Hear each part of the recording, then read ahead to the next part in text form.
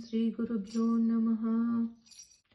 शरीरं सुरूपं तथा वा कलत्रं यशश्चारुचित्रं धनं मेरुतुल्यं मनश्चेन लग्नं गुरोरङ्घ्रिपद्मे ततः किं ततः किं ततः किं ततः किम्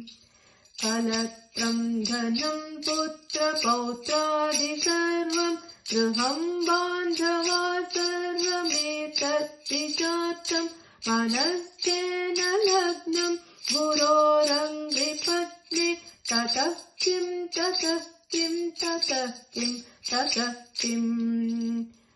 षडङ्गादिवेदो मुखे शास्त्रविद्या कवित्वादिगद्यं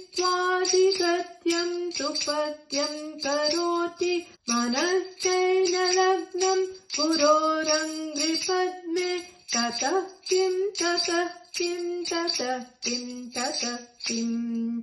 विदेशेषु मान्य स्वदेशेषु धन्य सदाचारवृत्तेषु मत्तो न चान्य मनश्चेन लग्नं गुरोरङ्घ्रिपद्मे ततः किं ततः किं ततः किं ततः किम् क्षमामण्डले भूपभूपालवृन्दै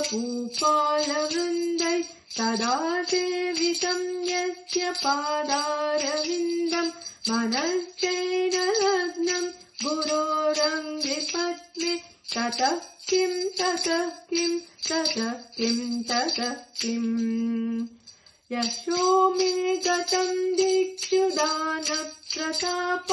जगद्वस्तु सर्वं करे मत्प्रसादात् मनश्चैन लग्नं गुरोरङ्घ्रिपद्मे ततः किं ततः किं ततः किं ततः किम्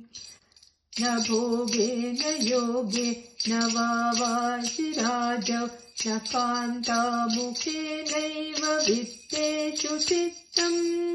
मनश्चैन लग्नं गुरोरङ्घ्रिपद्मे ततः किं ततः किं ततः किं ततः किम्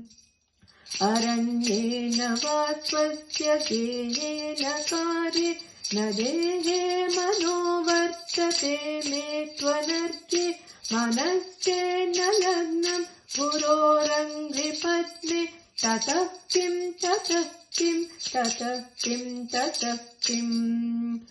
गुरोराश्रकं यः पठेत् पुण्यदेहि यतिर्भूपतिर्ब्रह्मचारी च चेयि लभेद्वाञ्छितार्थं पदं ब्रह्मचर्यं गुरोरुक्तवाक्ये मनो यस्य लग्नं गुरोरुक्तवाक्ये मनो यस्य लग्नं गुरोरुक्तवाक्ये मनो यस्य लग्नम्।